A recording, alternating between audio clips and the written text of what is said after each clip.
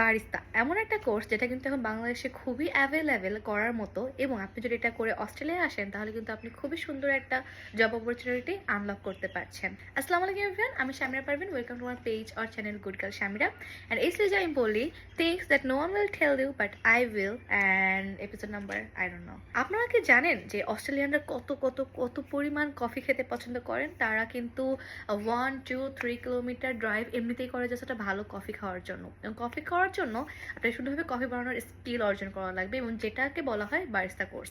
আমি করেছিলাম 1 day course, but সেটা আনফর্চুনেটলি কাজে লাগে নাই।